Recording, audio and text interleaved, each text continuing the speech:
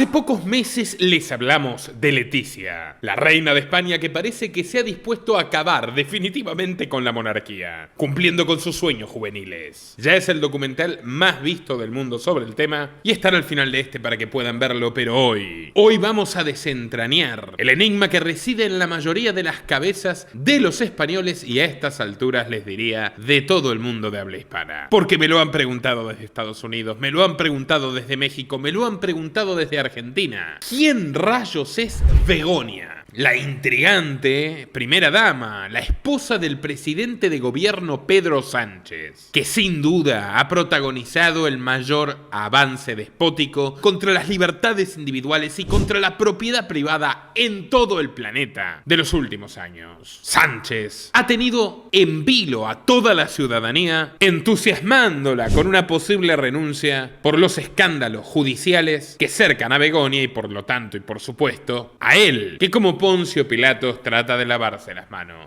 Ha dicho que es un hombre muy enamorado, para luego confirmar que por lo enamorado que está, intervendrá la justicia, estrechará el cerco con el que asfixia a los influencers y atacará también a los medios de comunicación críticos con el eufemismo de combatir la desinformación. Ahora, ¿cuál es el corazón de la discordia? Que detrás de Sánchez, a quien nosotros también hemos retratado en el documental crítico más completo que encontrarán sobre su persona, hay otra historia fascinante, pero mucho más desconocida, convenientemente oculta, la de una socia política completamente a su altura, y esta es María Begoña Gómez Fernández. Así que quédate hasta el último minuto para enterarte de todo. No te vas a arrepentir. Comenzamos. María Begoña Gómez Fernández nació hacia 1975 en Bilbao, y a pesar de jactarse de ser bilbaína, la verdad es que toda su infancia fue criada a más de 300 kilómetros, en la remota ciudad de León. Los padres provenían de Valderas, una pequeña localidad de apenas 1500 habitantes, rodeada de hermosos viñedos y murallas medievales. Su familia era agricultora como sus vecinos, pero tenían una pequeña diferencia. Profesaban con fanatismo la pasión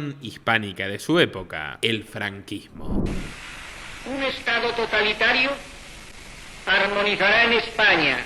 El tío de Begoña, Conrado Gómez, se afilió en julio de 1979 a Fuerza Nueva, un partido de extrema derecha que irónicamente no le hacía mucho honor a su nombre, ya que se oponía a cualquier transformación de la extinta dictadura de Franco, queriendo conservar la estructura más rígida a fuerza de plomo y sangre. Sí, era una banda paramilitar. Se haría conocida especialmente por sus vínculos directos con los actos de terror cometidos por el temible comando de los guerrilleros de Cristo Rey, terroristas de ultraderecha que eran financiados en secreto por elementos de la propia inteligencia española y que se encargaban de hacer el trabajo sucio. Entre tanta violencia le propinaron palizas a varios curas progresistas en la localidad de Ondarroa, hicieron cenizas en Bilbao con la sede de la revista anarquista Askatasuna, agujerearon a balazos al joven estudiante Carlos González Martínez en un homenaje a los fusilados y dejaron sin vida a un chico de 19 años en las inmediaciones de la Plaza del Callao, mientras gritaban orgullosos "¡Viva Cristo Rey!". No muy distinto a lo que hacían los guerrilleros de ultraizquierda, también imbuidos por el jesuitismo católico pobrista, en Nicaragua con el sandinismo, en Argentina con los montoneros, en Uruguay con los tupamaros, en Colombia con el Ejército de Liberación Nacional o el M-19 de Gustavo Petro. Pero en este caso, señores, la violencia es la misma, pero el color político no combina con el relato de Progre Rex, emperador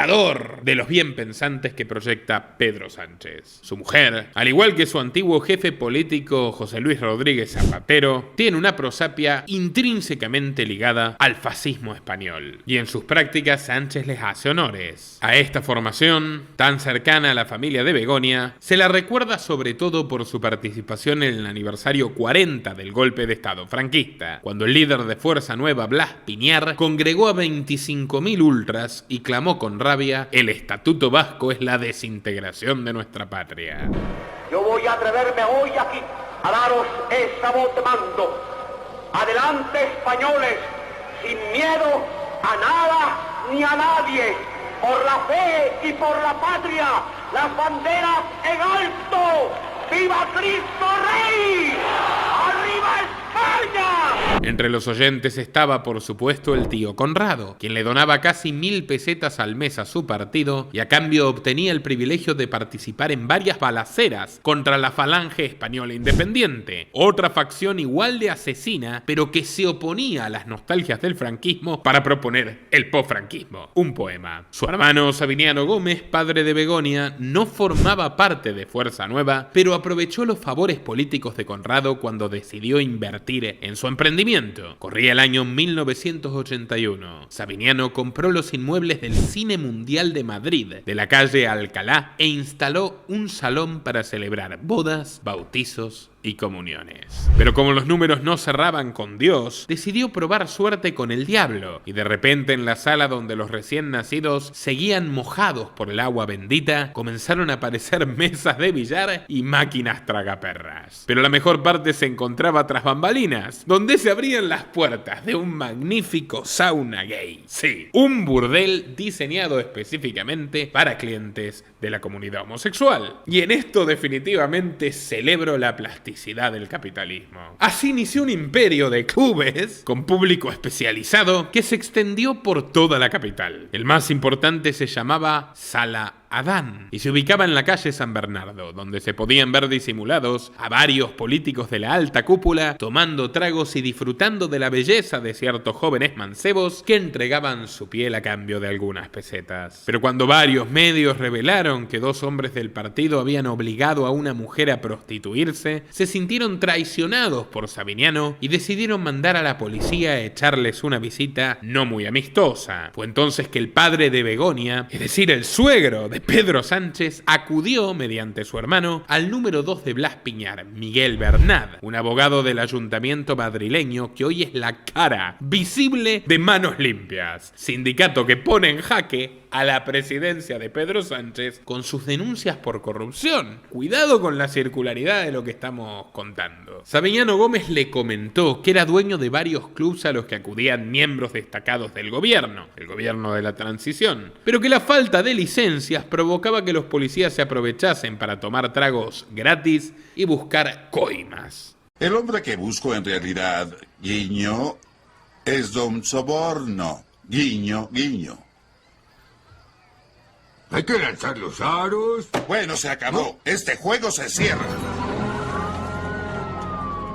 Bernad quedó sorprendido por el personaje que tenía ante sus ojos. Era un hombre educado, elegante, bien vestido y bien peinado. Chocaba que un señor de modales impecables con ese traje y corbata tuviese ese tipo de negocios. Pero lejos de escandalizarse le contestó: vamos a ver qué podemos hacer. Al mes, una gestión en las juntas de Centro y Moncloa logró legalizar este tipo de clubes gays, catalogándolos como centros recreativos. La clásica hipocresía de la política.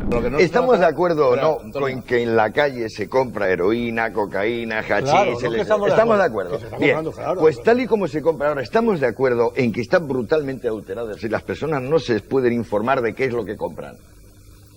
¿Sí o no? Sí. Bien, ¿a usted le gusta que las gentes, además de tomar drogas, las tomen desinformadamente? No, yo me gusta que la gente no tome Diga drogas. usted sí o no. Eso es lo primero. No me gusta que la gente tome drogas. ¿Desinformadamente? No, ni desinformadamente ni Bien, pero ya que las toman a pesar de su deseo, hombre, ¿cómo quiere usted que las claro, tomen? que tenga ¿Informada o información, desinformadamente? Que tenga información, naturalmente. Bien, entonces, ¿cómo eso, puede usted estar en contra de del cambio de las cosas? Hace falta una educación, en principio, Ya, pero para usted sabe que para aprender a nadar hay que meterse en el agua. Viene informado que no se debe de fumar. ¿Cómo se aprende a nadar sin meterse en el agua? Es decir, ¿cómo se aprende el amor sin tocar a otro? Vamos a ver, aparte de, por ejemplo, los viejos asesores clericales para los matrimonios, que era curioso, puesto que teniendo voto de castidad, los que aconsejaban cómo tenían que comportarse los esposos eran los clérigos. Ahora tenemos unos nuevos clérigos en materias de drogas, que muchas veces han sustituido la sotana negra por una bata blanca. Pero eso no cambia su discurso. Sigue siendo el mismo discurso. El discurso de la satisfacción de prohibirle a otro una cosa. Y unilateralmente, el legalizar las drogas que en el resto del mundo están prohibidas es una barbaridad. En mi concepto. ¿El qué? el legalizar las drogas que están prohibidas en el resto del mundo. Como agradecimiento, Savignano los invitó a una mariscada en el restaurante madrileño La Toja, y luego de preguntarle sus preferencias, llevó a Bernat y a otros socios a su club de señoritas, ubicado junto a la Gran Vía. Le entregó una tarjeta VIP de su club de saunas a Bernat, y ante la sorpresa de todos, este le contestó: no gracias, solo te pido un favor, no explotes a tus chicas, trátalas con cariño. Savignano rió sabiendo que sus chicas trabajaban hacinadas en el club y que les pagaba miserias. Para aflojar la tensión del momento, les brindó unas copas y, entonado con el alcohol, se acercó a Bernat y quiso mostrarse aún más generoso. ¿Sabes, hombre? Aquí tenemos cámaras. Vienen funcionarios, magistrados, hasta jerarcas de la iglesia. Todos están aquí grabados. Si quieres puedo darte el nombre de un ministro socialista y haz con él lo que te plazca.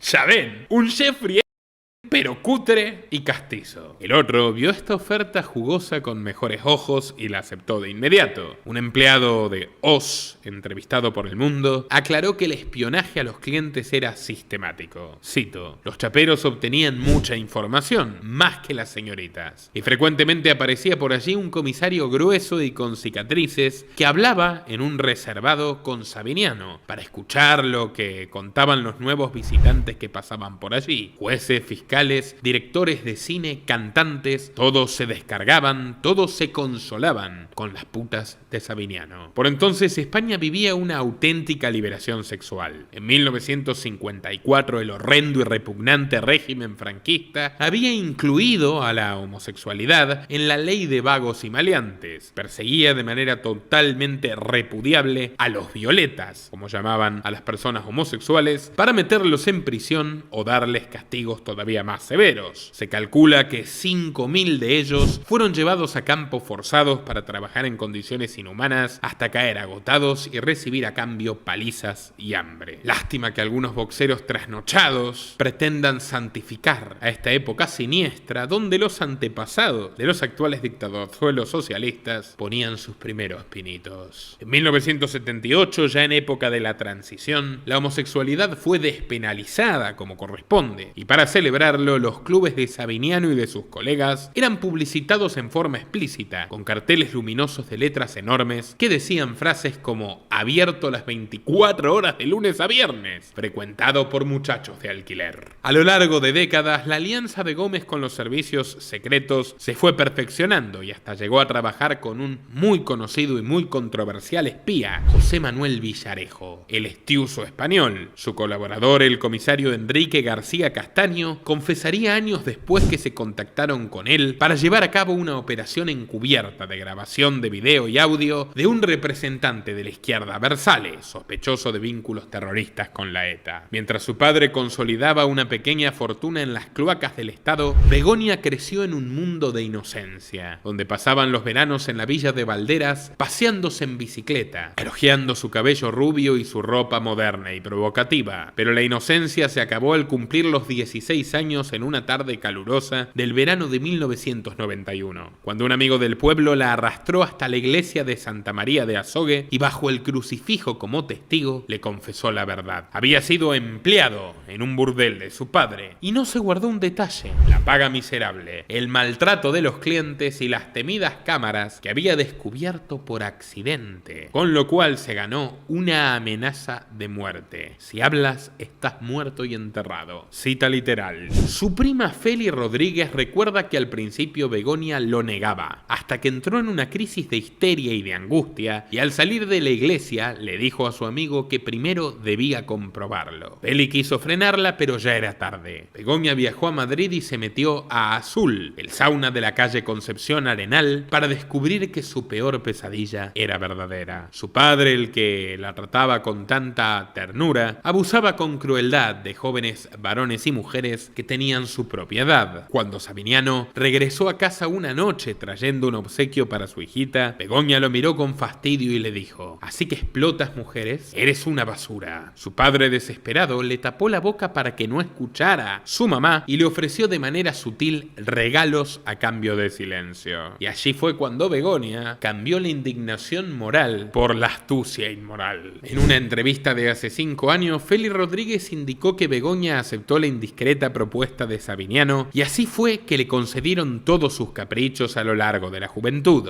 Se costeó un gran departamento en La Latina, en pleno centro de Madrid, y ante las pocas ganas de estudiar que tenía decidió comprarse un título. Bueno, podemos entender por qué se enamoró de Pedro tiempo después. Su currículum vitae oficial y su LinkedIn indican que obtuvo una licenciatura en el ESIC de Barcelona. Pero la verdad es que estudió 4 años en una entidad privada que funcionaba a modo de academia y se llamaba M&B, Escuela Superior de Marketing y Negocios. Pero estos estudios no exigían como requisito siquiera tener aprobada la selectividad, pues los alumnos de nivel bachillerato podrían matricularse en ellos. Sobre todo este tema del sistema educativo nefasto y arcaico y la intromisión estatal completamente repudiable en los planes de estudios y en la regulación de las carreras, dedicamos este video que les recomiendo mucho. Nosotros tenemos una visión libertaria radical y nos parece muy bien que cualquiera ejerza la profesión que el mercado le acepte y le permita en base a su reputación y su experiencia. Pero es muy disonante que estos progres obsesivos de la educación pública y de la regulación compulsiva de todo son los primeros en violar las leyes y tomar los atajos, demostrando que todo lo que proponen es antihumano, impráctico y absurdo. Con esta mentira rutilante, Begoña, la de su carrera ficticia, no solo obtendría años después una cátedra en la Universidad Complutense de Madrid.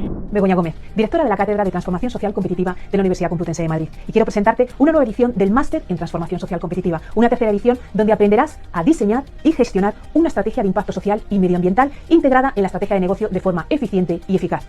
Un máster donde practicamos la generación de impacto real, el impacto que trasciende a la propia organización. Hablamos de una transformación activa en el territorio donde se actúa, haciendo a la empresa cada vez más competitiva. No hablamos de greenwashing, hablamos de estrategia a medio y largo plazo. Un máster donde aprenderás de un claustro de expertos a definir el propósito, cómo contribuir desde el negocio a los objetivos de desarrollo sostenible, cómo dibujar una estrategia transversal a la estructura de la compañía, cómo tu impacto afecta a tus grupos de interés. Aprenderás a diseñar un cuadro de mando con las métricas que permiten medir el impacto generado, así como la inversión en criterios ESG. Esto y mucho más que te invitamos a conocer en nuestra web.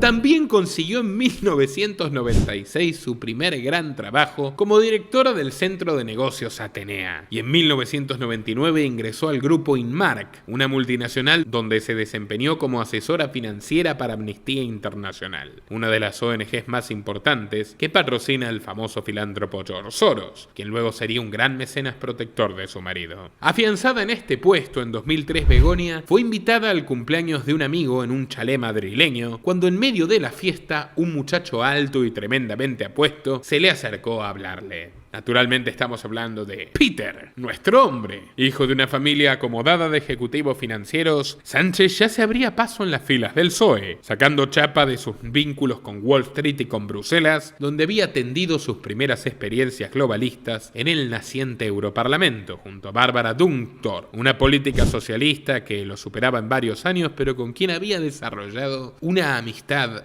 excesivamente íntima. Sin embargo, Sánchez acababa de sufrir un humillante traspié cuando en las elecciones municipales de aquel año lo dejaron sin su escaño que anhelaba para ser concejal. De todas formas, la historia de Sánchez es formidable. Una y otra y otra y otra vez logra llegar al poder aunque nadie lo vote. Vuelvo a recomendar su documental, que estará al final de este junto al de la reina Leticia para que puedan verlos. Pero continuemos con la historia de hoy, que es la más candente, la más actual y hasta me atrevería a decirles la más entretenida. Aquella noche, Pedro, el derrotado, sufrió un segundo fracaso al abordar a Begoña, porque quiso conquistar a la joven rubia con ridículos bailes y comentarios torpes, y al final ella le rechazó el beso y se negó a darle el teléfono. Pero, ligón insaciable, Sánchez lo intentó por semanas, y una mañana sin previo aviso, su cepillo de dientes apareció en el piso de Begoña en el barrio de La Latina. En 2005 llegó la primera hija, Ainhoa, y en 2006 se casaron por civil, en una boda oficiada por otra amiga intimísima de Sánchez, una de sus primeras protectoras, Trinidad Jiménez, una prominente miembro del Club Bilderberg y quien oficiaba para entonces como su madrina política. Siempre hubo, en esta relación entre Sánchez y Begoña, una extraña interferencia o participación permanente de otras mujeres muy mayores, a las que Sánchez tomaba como una mezcla de amigobias y madres sustitutas. Sigmund Freud tiene ganas de salir de su cajón para analizar esta trama. Pero bueno, continuemos. En aquel tiempo, Zapatero se convertía en la encarnación viva del progresismo global, lo que hoy quiere ser Sánchez, convirtiendo a España en un laboratorio experimental para la agenda precisamente de Davos, de Bilderberg y de compañía. No en vano, Zapatero organizó junto a Bill Gates la reunión de Bilderberg en 2010, donde fue el principal orador con un discurso que, cuentan las voces de pasillo, decepcionó a sus poderosos oyentes, acelerando su salida del poder. Pero a pesar de sus torpezas, el socialista fue clave para el temprano impulso de la Agenda 2030, institucionalizando las peores leyes de género de Europa y las regulaciones ecologistas liberticidas pioneras que todavía eran una rareza en el mundo y que ahora son la norma y siguen teniendo a la España de Sánchez a la cabeza. Begoña acompañaba a su marido en su ascendente carrera. En 2007 nació el segundo retoño, Carlota,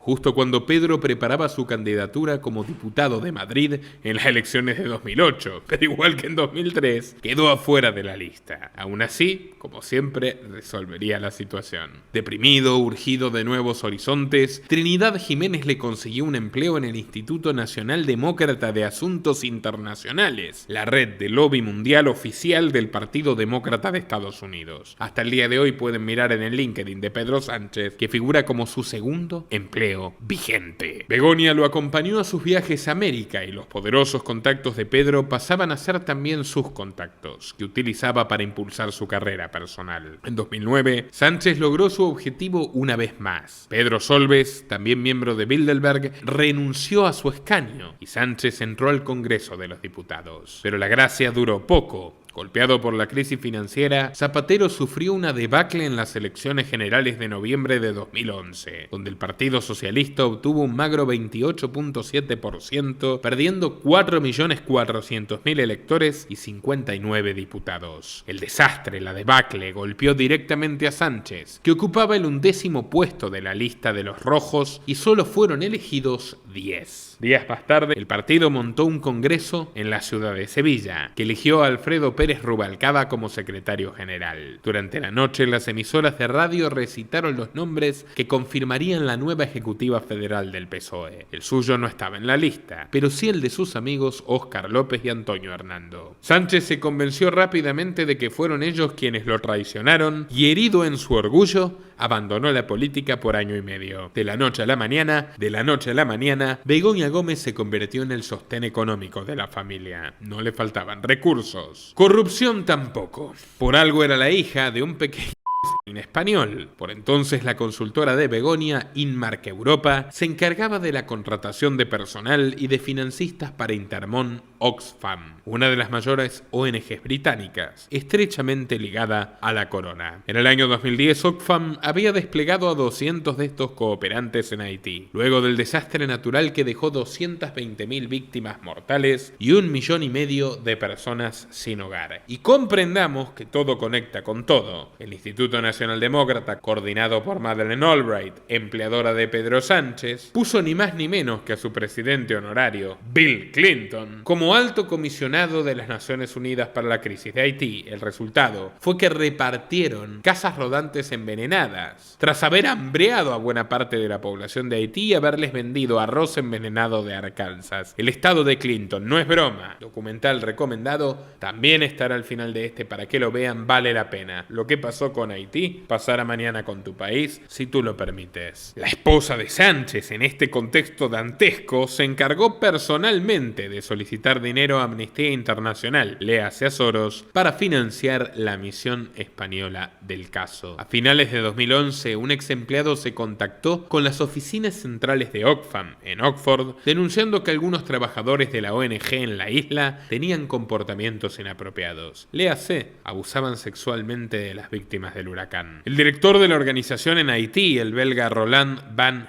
Houwermeiren, colega de Begoña, 68 años de edad, habían pasado juntos la Navidad del 2010, contrató a jóvenes prostitutas y las invitó a vivir en una villa alquilada por Oxfam en Puerto Príncipe. Los amigos de Sánchez, ya ven. El edificio de la ONG fue rebautizado por el personal como la Casa de las Y miembros de otras fundaciones, como la de precisamente la Clinton Global Initiative, acudían los fines de semana a morder sus frutos del pecado. El business familiar ya tenía sucursal en el Caribe. Un testigo anónimo lo describe así en el diario The Times. Cito: organizaban grandes fiestas con meretrices. Era como una orgía de Calígula completa. Fue increíble. Fue loco. En una fiesta había al menos 5 niñas y 2 de ellas tenían las camisetas blancas de Oxfam. Estos hombres solían hablar sobre la celebración como barbacoas de carne joven. El testigo asegura que uno de los residentes de la casa le enseñó imágenes de una orgía que guardaba en el móvil, prácticamente una insignia o un souvenir de su viaje humanitario. Ahora, señores, ¿se acuerdan del escándalo de Tito Berni? 40 diputados españoles, 1 de cada 3 diputados varones del Partido Socialista en las Cortes, implicados en fiestas con prostitutas, un partido que quiere abolir la prostitución, vulnerando la libertad de las prostitutas y sus clientes, pero contratando masivamente prostitutas y cocaína junto con empresarios a los que luego les hacían favores legislativos. Bueno, como pueden ver, ya parece que hay una especie de sistema de cosificación y de opresión patriarcal y de todas las bonitas pantomimas de las que hablan en el Ministerio de la Igualdad, pero los regentes no son los malos de la ultraderecha, sino Pedrito y Begoña. Y además la red es internacional. Cuidado. La práctica está totalmente estandarizada. Oxfam, que recibe 340 millones de euros al año entre los fondos del gobierno británico y donaciones públicas como las de Begoña Gómez, reconoció que en 2011 hizo una auditoría interna. Según el Times de Londres, el informe no descartaba la existencia de menores de edad entre los explotados y denunciaba una cultura de la impunidad entre el personal destinado en la isla. Pero no solo mantuvieron el escándalo en secreto. En lugar de despedir a Roland van Hauwermeiren, el amigo de Sánchez y Begoña, responsable de tan espantoso crimen, se le ofreció una salida gradual y digna, sin sanciones disciplinarias, a cambio de cooperar con la investigación. Begoña Gómez siguió colaborando estrechamente con la ONG todavía muchos años más, y cuando se filtró la verdad en el año 2018 ya estaba a salvo en la Moncloa. El ascenso del matrimonio Sánchez a lo más alto fue meteórico. Y ahora podemos entender la segunda pata, que quizás despeja la variante de la suerte. Sánchez no fue un tipo con suerte. Sánchez fue un tipo con Begoña. En 2013, Pedro recuperó su escaño en el Congreso, otra vez por la puerta de atrás, luego de que la diputada Cristina Narbona renunciase sin dar explicaciones. ¡Wow!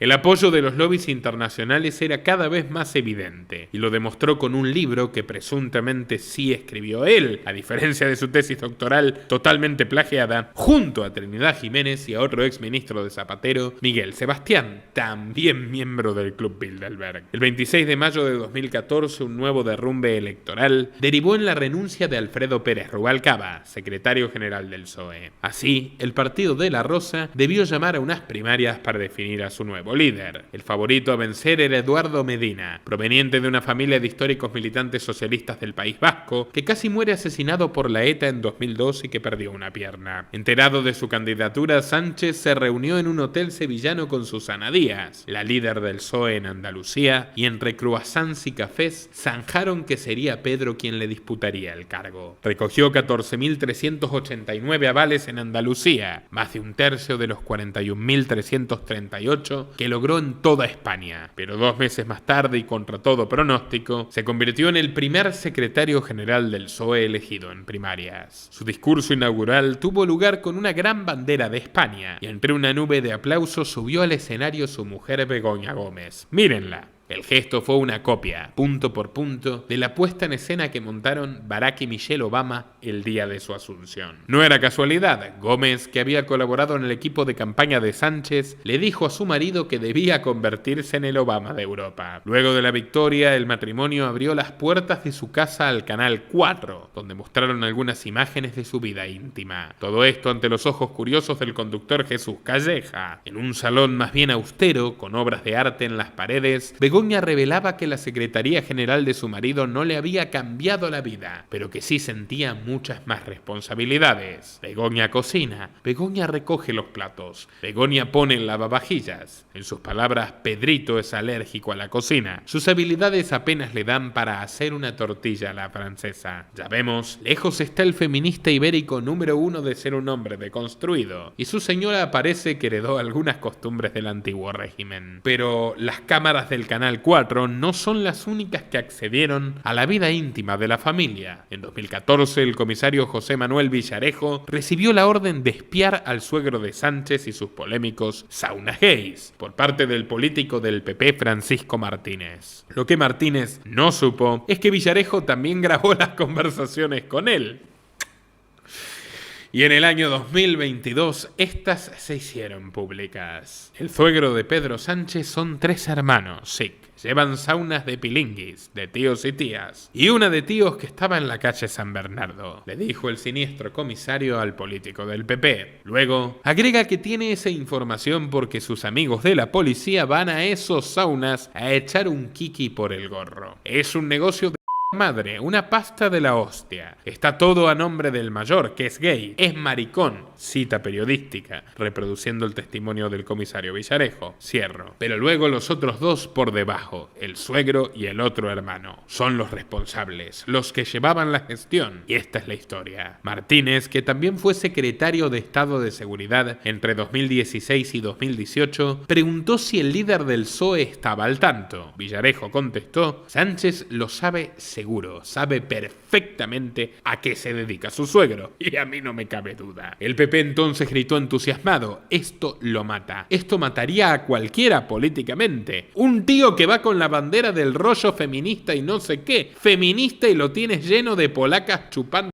en el sauna. Otra vez, cita periodística. Villarejo contestó: mortal, Paco. Imagínate cuando me enteré. Se me puso el rabo de la hostia. Es un tema para que solamente lo trates con el presidente y con el número 1. Para en un momento determinado decirle: pues mira tío, tenemos esta información. La información salió un poco tarde, pero finalmente salió. En enero de 2015 el líder del PSOE viajó a Washington con su esposa para buscar aliados. La primera parada no fue otra que la oficina de Madeleine Albright, que fue secretaria de Estado en tiempo de Clinton, la mejor alumna de Kissinger, y que acometió un genocidio de 2 millones de personas, la mayoría niños, a través del hambre que generaron sus sanciones comerciales asfixiantes a Irak durante la década de los 90, de las cuales se enorgulleció en televisión. Bueno, Albright para entonces era una no tan jubilada, que en sus ratos libres, miren esto, tocaba la batería en clubs nocturnos y durante el día dirigía el Instituto Demócrata para Asuntos Internacionales. De allí Sánchez se dirigió al Center for American Progress, think tank del gran gurú del Partido Demócrata John Podesta, un antiguo abogado de la mafia de Chicago y el ideólogo de la primavera católica que depuso a Benedicto XVI y puso en su lugar a Francisco, y esto explica la gran relación entre el ateo Sánchez y el Papa Francisco. Y bueno, luego Sánchez se reunió con Jason Furman, asesor económico jefe de Obama, y con la directora gerente del Fondo Monetario Internacional, Christine Lagarde. Pero la frutilla del postre llegó el 11 de junio siguiente, cuando Pedro se estrenó, finalmente con su silla, como invitado oficial del Club Bilderberg, esta vez en Austria, donde asistió de la mano de Ana Botín y de José Luis Cebrián. El objetivo: disputarle a Mariano Rajoy la presidencia de España, en las elecciones que tendrían lugar el 20 de diciembre de 2015. Sin embargo, el resultado de los comicios fue desastroso para los 2 partidos tradicionales. El PP, con Rajoy a la cabeza, obtuvo apenas 123 escaños, 63 menos que en 2011. Y al PSOE no le fue mejor, sacando su peor resultado desde el retorno de la democracia, básicamente el peor de la historia, con apenas 90 escaños. Pero había algo más. Sánchez fue sepultado políticamente por un nuevo y carismático líder, Pablo Iglesias. El fundador de Podemos irrumpió en la escena política, aupado en la Open Society de George Soros. En Bruselas, encabezaba la lista de aliados de Soros en el Europarlamento y terminó poniendo en jaque tanto al gobierno como a la oposición. Ya en 2016 se convocaron nuevas elecciones. El PP recuperó algo de fuerza, pero el PSOE se hundió todavía más, más, aunque la dispersión de partidos hacía imposible formar gobierno. La alternativa era que los socialistas se abstuvieran en la investidura de Mariano Rajoy y así asegurarle una mayoría a la derecha. Pedro Sánchez, ambicioso como ninguno, se negó. Metido en su sueño de llegar a la Moncloa, cueste lo que cueste, negoció secretamente con Esquerra Republicana de Cataluña y la antigua Convergencia i Unió, dos fuerzas separatistas catalanas. Sin embargo, las cosas no iban tan bien por casa. Hartos de sostener al autócrata que tenían por líder, la cúpula del PSOE decidió derrocarlo en la tortuosa jornada del 1 de octubre. Fueron horas de gritos, furor e incluso puñetazos. Pero al final del día se impuso el no a Sánchez, que abandonó Ferraz quedando por segunda vez en su vida desempleado. Consciente de que se jugaba su última bala, acudió a todos sus contactos, comenzando por el mismo Club Bilderberg, siguiendo por el grupo Prisa, dueño del diario El País, con el cual había tenido grandes encuentros y desencuentros, y finalmente por su confiable amiga Madeleine Albright.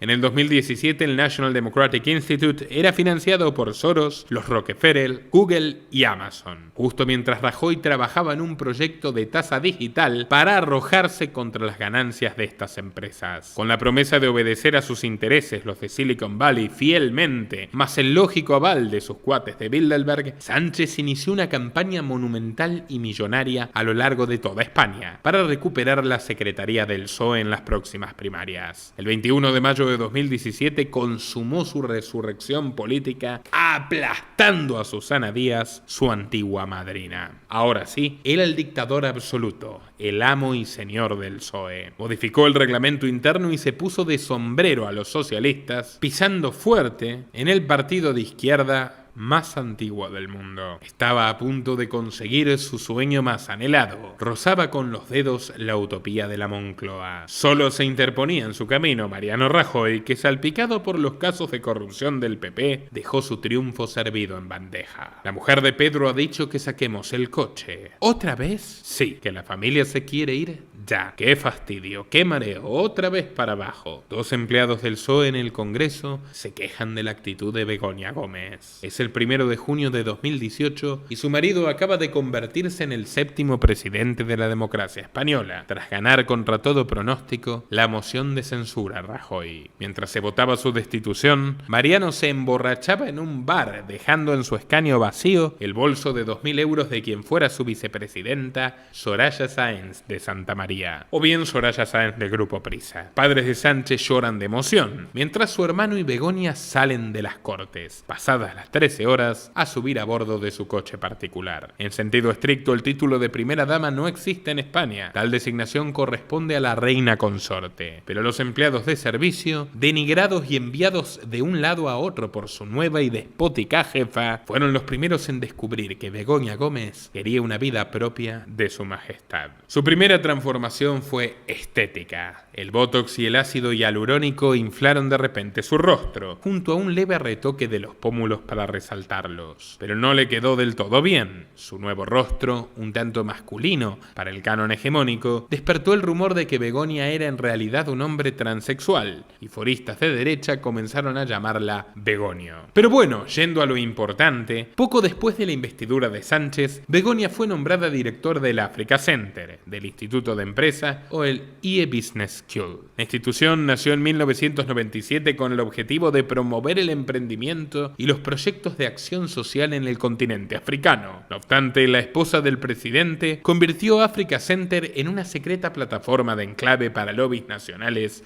e internacionales. Haití 2. Bajo la orden de Begoña, el Instituto de Empresa comenzó a ocultar los patrocinadores de su fundación, publicando solamente la cifra de recaudación que ronda en unos 130.000 euros al año. Al mismo tiempo, según el sitio Vox Populi, Africa Center destina menos del 50% de sus ingresos a ayudas y activos sociales, dejando el resto para inversiones en la bolsa y en SICAPs. La pregunta surge por sí sola: ¿de dónde fluyen esos billetes y por qué mantener su origen en el misterio? Aunque las respuestas no son claras, la bitácora de viaje de Begoña nos dará una pista. En septiembre de 2019, Gómez acudió a Nueva York en compañía de Santiago Íñiguez, presidente de la Universidad IE, para asistir a la tercera edición del evento African Solution Global Challenges. La sede del evento fue la mismísima Fundación Ford para la Justicia Social. Sí, la que creó el colaboracionista de Hitler, Henry Ford. Días más tarde, también en Nueva York, se celebró la Asamblea General de las Naciones Unidas. Begonia esperó en Manhattan la llegada de su marido, al que acompañó en diversas reuniones con inversores, aprovechando la agenda de gobierno para sus intereses personales. Allí estuvo presente en un acto de la Fundación Bill y Melinda Gates, donde conoció al fundador de Microsoft y a su entonces esposa, con la cual sostuvo sentirse muy identificada en una breve entrevista con The New York Times. Luego visitó el Grand Central Tech, donde mantuvieron contactos con firmas del sector tecnológico. Tras 10 días en la Gran Manzana, volvieron juntos Pedrito y Begonia a bordo del Falcon, su avión presidencial, que no sabe nada de huella de carbono y de combate del cambio climático. Desde entonces sería una costumbre subirse a bordo de la aeronave sin su marido para aterrizar en cualquier país de África y atender los negocios personales. Concepción castrista de la vida. A finales de 2019, African Center rompió su hermetismo y destacó que uno de sus patrocinadores era Wacalúa, empresa del fondo de inversiones Globalia, que también es dueña de Air Europa, portante aerolínea. Globalia es propiedad del clan Hidalgo y más concretamente de Javier. Javier Hidalgo es el hijo pródigo de quien fuera el fundador y patriarca familiar, Juan José, que sí fue un empresario que realizó un ascenso meteórico basado en el mérito. No así sus sucesores. En el año 2013, don Hidalgo amenazó a sus 3 hijos, María, Javier y Cristina, con despedirlos de Globalia si seguían insistiendo en dominar sus negocios y mezclarlos con la política, y como castigo les bajó el salario. Pero el único descendiente varón no toleró la humillación. Vendió todas sus acciones por 36 millones de euros y se marchó a vivir a Estados Unidos. Allí vivió su sueño americano, convirtiendo Pepefon, una operadora de telefonía móvil de bajo coste, en una corporación millonaria. En 2016, la plataforma Más Móvil pagó 158 millones de euros por la compañía y con su nueva fortuna regresó a su casa por la puerta grande. Se rumorea que utilizó una red de espionaje sobre políticos republicanos de estados norteamericanos en favor del National Democratic Institute, pero no hay pruebas al respecto. Compró el 10% de las acciones de Globalia a su regreso, con plena anuencia de Sánchez, y su padre, resignado, terminó cediéndole el puesto de CEO. Había grandes amenazas de agencias regulatorias que, al parecer, jugaron fuerte en precipitar la sucesión de esta empresa familiar. Al margen de los negocios, Javier Hidalgo es conocido en Madrid como el rey de las fiestas, y sus jaranas llevan diversión a toda la península ibérica. Tuvo de invitados a futbolistas como Ronaldo o Guti, famosos como Nacho Cano, Fonsi Nieto y celebridades como Naomi Campbell o los Rolling Stones. Por esas noches de champán, música y celebrities también pasó nuestra protagonista, Begonia Gómez, que se hizo gran amiga de Hidalgo. En marzo de 2019, el CEO de Globalia creó una nueva sociedad, Wacalúa, dirigida por su aliada Leticia Laufer. En los papeles, Wacalúa iba destinada al rubro turístico, pero en la práctica se trató de una firma fantasma hecha con el solo objetivo de estrechar los lazos con la primera dama española, tal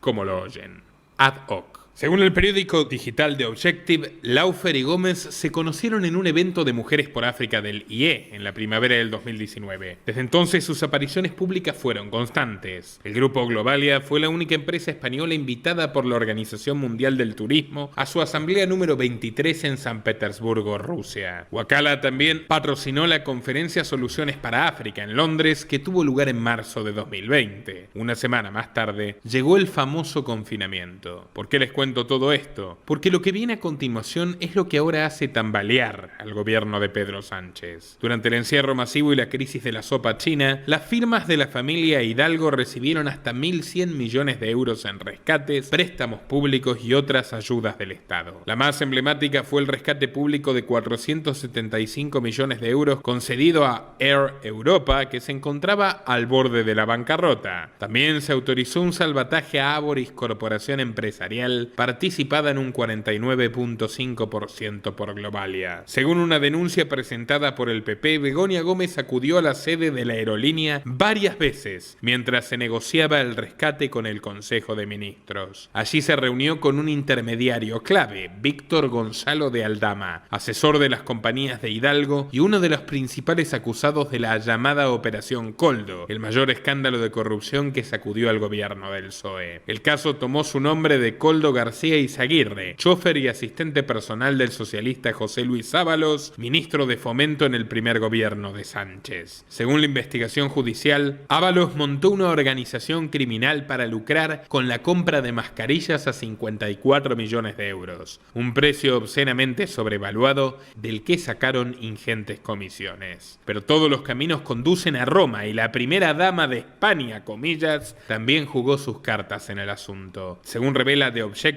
Begoña gestionó directamente con la CEO de Huacalua, Leticia Laufer, para importar algunas de esas mascarillas y respiradores de la China comunista. La versión fue testificada por dos fuentes anónimas que aseguran haber escuchado durante la primera semana del confinamiento cómo la esposa de Sánchez llamó a Laufer para que le localizara personas y contactos en China. Otro hecho de nepotismo llegó el 14 de abril de 2021 cuando el Ministerio de Asuntos Económicos dirigido por Nadia Calviño concedió 14.000 euros de ayuda a la gestora de saunas gay de Sabiniano Gómez. El crédito era parte de un paquete dictado por su yerno, el presidente Sánchez, para combatir la penuria empresarial en el auge del encierro masivo que él mismo decretó. En teoría se trata de un préstamo que el gobierno puede recuperar a través de ciertas garantías obtenidas a la hora de brindar adjudicaciones. El problema es que la empresa de los Gómez no tiene ninguna garantía. ¿Por qué? Porque desde 2011 no presenta sus cuentas y según analistas privados, su solvencia se sitúa en un tope de solo 3.000 euros. Sin embargo, el equipo de Calviño no tuvo empacho en inyectarle platita fresca para seguir reproduciendo su rubro hetero y homopatriarcal. En junio de 2022, Begoña Gómez dejó la dirección del Africa Center. Su salida coincidió con el lanzamiento de un nuevo máster en la Universidad Complutense de Madrid sobre transformación social competitiva. Tuvo el honor de ser jefa de cátedra a pesar de no contar con ningún título universitario. De hecho, la propia institución admite hoy que la nombraron por presiones superiores y que debieron retroceder muchas normas del reglamento para contratarla. ¿Qué presiones? Bueno, según el Confidencial, la cátedra de Gómez fue financiada y patrocinada casi exclusivamente por la empresa Air Europa, que montó publicidad en todos sus eventos académicos. Si esto no es tráfico de influencia, yo ya no sé qué es. Pero todavía hay socialistas trasnochados que buscan defender a Begoña y tildar las denuncias como una maniobra de acoso y derribo de la ultraderecha. ¿Cuál? ¡Ja! ¿La de su familia? Mientras Gómez cerraba sus negocios personales, el teléfono móvil de Sánchez era hackeado por el programa de espionaje israelí Pegasus, que conozco muy bien porque yo detuve su legalización en la Argentina. La operación tuvo lugar el 19 de mayo de 2021. En total se extrajo del aparato unos 3 GB de información confidencial. La Moncloa tardó casi un año en hacerlo público y se guardó de señalar culpables. Todavía más, Sánchez hizo todo lo posible para que la investigación quede en la nada. Esto despertó una serie de hipótesis acerca de los verdaderos responsables. La más difundida apunta directamente al Reino de Marruecos, y razones no faltan. Los días 17 y 18 de mayo de 2021, o sea, horas antes del robo de datos, el rey Mohamed VI empujó a 10.000 migrantes ilegales a las ciudades españolas de Ceuta y Melilla, forzándolos a cruzar el Mediterráneo en condiciones precarias. Muchos de ellos eran menores de edad no acompañados. En lugar de condenar al monarca, el gobierno de España regaló una suma de 30 millones de euros para el país vecino. Ya en marzo de 2022, Sánchez pegó un volantazo con el asunto del Sahara Occidental, una región históricamente protegida por España que Marruecos reclama desde hace décadas. Saltándose al rey y al Congreso, Sánchez reconoció el plan de autonomía marroquí sobre la antigua colonia española, despertando la ira de Argelia, uno de sus principales socios energéticos. Permítame iniciar esta comparecencia agradeciendo a Su Majestad el Rey de Marruecos, a Mohamed VI, su hospitalidad y la cálida acogida aquí en Rabat.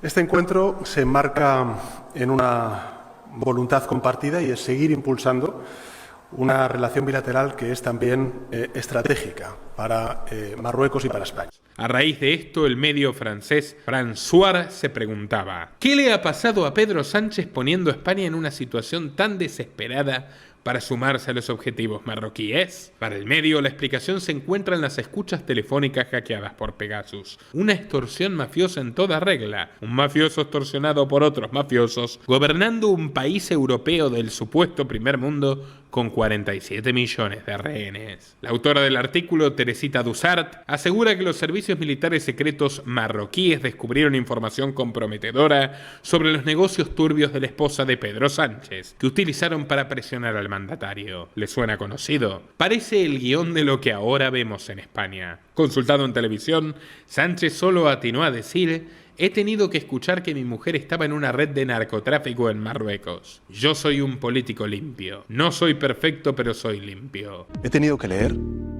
informaciones en medios conservadores, de ultraderecha y de derechas, que el cambio de posición respecto a Marruecos tiene que ver con que mi mujer pertenece a una red de narcotráfico en Marruecos. El problema es que hoy no tienen nada contra mí. ¿Sabe por qué?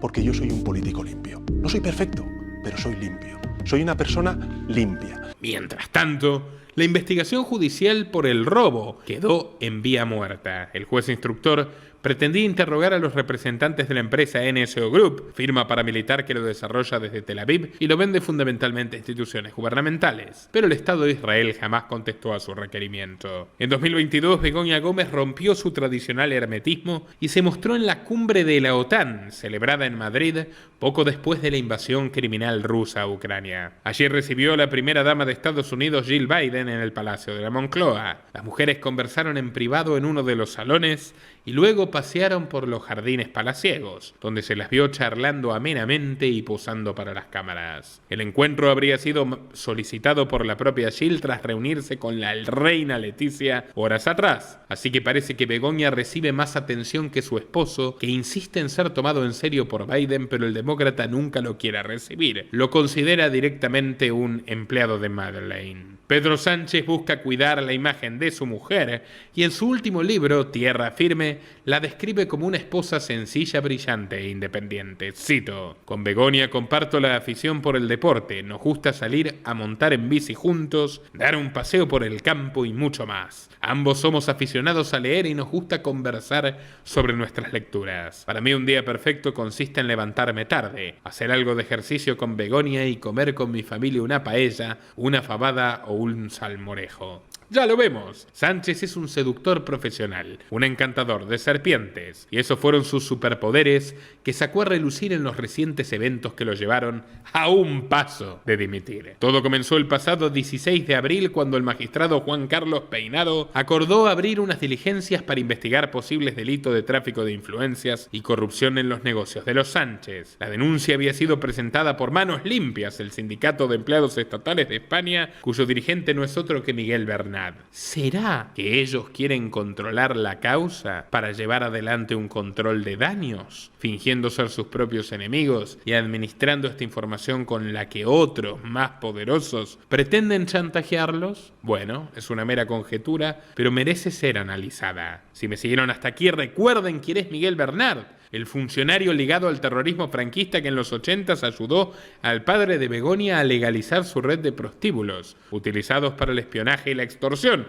Extorsión de la que ahora parece ser víctima Sánchez. 40 años más tarde, ¿traiciona a la hija de su antiguo camarada o no lo hace? Bueno, todo esto es muy extraño. La denunciada, prevaliéndose de su estatus personal, la esposa del presidente del gobierno de España, ha venido recomendando o avalando por carta de recomendación con su firma a empresarios que se presentaban a licitaciones públicas. Comienza la denuncia de Bernard. Luego de la instrucción del juez, Sánchez dejó en vilo a toda España. Con un discurso profundamente victimista, anunció que se tomaría 4 días para pensar su continuidad o no en la presidencia.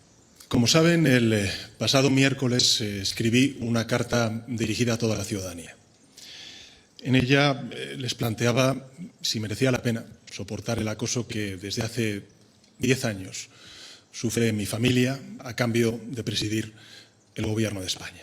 Y aunque finalmente decidió quedarse, la moneda todavía está en el aire. Fue todo una maniobra de marketing para erigirse en héroe de la democracia e incrementar su poder, o se encuentra realmente entre la espada y la pared ganando tiempo, extorsionado por fuerzas ocultas? No lo sabemos, pero la hipótesis de que su teléfono hackeado esconde información muy grave y mucho más sensible que lo expuesto hasta el momento se eleva más fuerte que nunca. Y en razón de todo lo que te contamos sobre Begoña Gómez, absolutamente todo es posible. La realidad supera la ficción y el periodismo libre depende de tu apoyo. En patreon.com/Nicolás Moraz, apórtanos desde $5 por mes para acceder a contenido exclusivo para mecenas. A partir de 10 te enviamos fuentes periodísticas de todos nuestros noticieros para que puedas profundizar en ellas. A partir de 25, clases de excelencia de nuestro equipo de profesores liberales sobre historia, derecho, economía, política y mucho más. Y por más, la opción de patrocinar tu empresa en nuestro canal. Todo en www.patreon.com/Nicolás Moraz. Enlaces en la descripción y en el comentario fijado. Sin más que decir, estimados amigos, visiten nuestro documental sobre Leticia, visiten también nuestro documental sobre Sánchez y nos veremos en una próxima ocasión.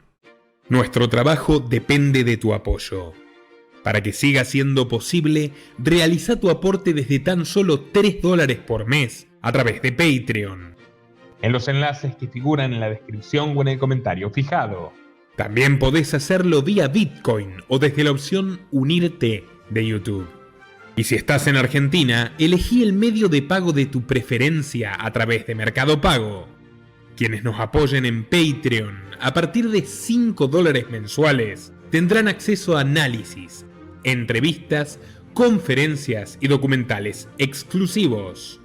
También tenemos opciones para sponsors. Así que publicita con nosotros a través de patreon.com/Nicolás Moraz.